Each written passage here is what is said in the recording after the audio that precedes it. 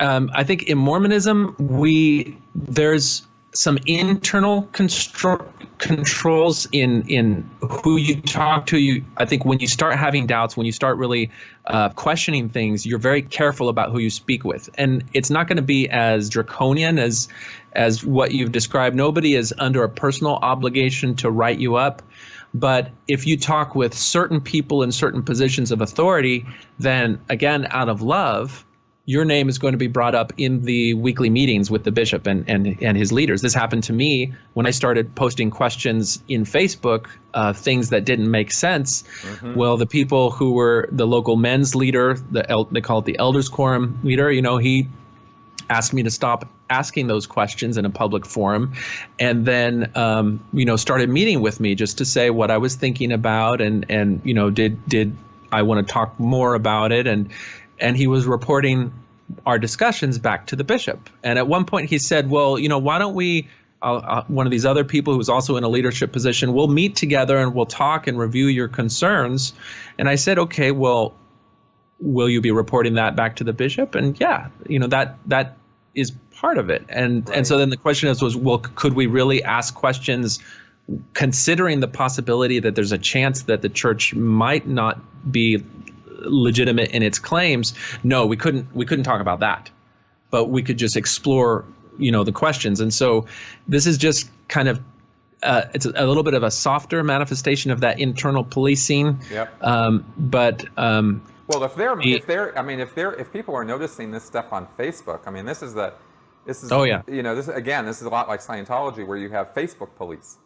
Facebook police is very much. And that's not an official term. It's just what we've come up with. It's what we call, Scientologists who do literally monitor Facebook. That's what they do, Is that at the local level, or is that And these are kind of Scientology busybodies. They really don't have anything better to do with their time. And so they watch Facebook and they monitor Scientologists on Facebook and make sure that what they're saying is church accepted, and that they are not Facebook friends with anyone who is not in good standing with the church. So they'll actually proactively go after and look at your friends lists and monitor them and watch and see that you're, only, talking to or friends with or associating with the right people. Okay, yeah. And there's probably key figures where they know what's up. Like, if it's like, oh, he's friends with Chris Shelton. Oh, yeah. Well, we know something's up there. That's right. And right. I think we have that also on a local level, where if this happened, I think, around the LGBT issue as well. If you were maybe a high school student, or if you were a more progressive Mormon, and when marriage equality came out, if you changed your profile picture to a rainbow, if you posted in support of that change, then that type of thing would get noticed by other Mormons, because it's definitely not in the mainstream Mormon thought. And there were stories of people who, screenshots of those posts would make it to the bishop just so that he could know and he could decide whether to act on it. And I think this was such a prevalent issue that we actually had the higher level church leaders come out and say that we're not going to go after people for that type of Facebook posting. And so I think right now in Mormonism, we're in a transition where we're coming to terms with that particular issue. We still don't know where it's going to land, but they've definitely softened that up, because I think just 5-6 years ago, if you had done that, that would have been a reportable offense that you would have had a discussion with your local church leader over. But Facebook police is definitely something that happens. Well, weren't there, and remind me on this, weren't there like 8 people or something who got ostracized or kicked out of the church? Well, it wasn't about Facebook, but about this the LGBT thing.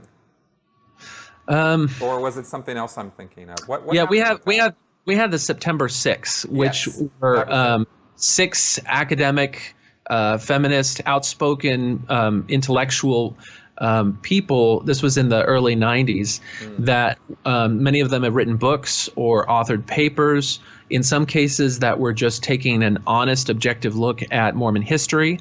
In other cases, we're going back into Mormon history and seeing where perhaps Joseph Smith was a little more egalitarian in giving authority to women, and taking things that just that had some conflicts with how the modern church was, and just talking about it and saying, this is part of our history. We need to respect it. It's part of our history. And is there anything we can learn? Are there things that we can, bring back into the church, things that maybe would be healthier for the church? And just even in an academic setting, doing that in a public forum was grounds for them to ultimately be excommunicated from the church. And it happened kind of in a very short period of time in the month of September in the early 90s. And so they became known as the September 6th. Right. And I think that clamped down on anybody else who was thinking of being more open about controversial issues. So, there's always the example, the sacrificial people that you take down, and then everybody else knows, okay, we're not going to go there because Hubbard called it a head on a pike. Yeah. That's a great metaphor. That's exactly what happened. That's right. You come in and you need to, because that's exactly how he described it. As he said, in history, when some force had to come into a town that was going out of control or going renegade, you'd come along, you'd chop the head off the leader, stick it on the spike over at the gate. Yeah. And everyone else would know. Everybody else knew, man, you better get in line.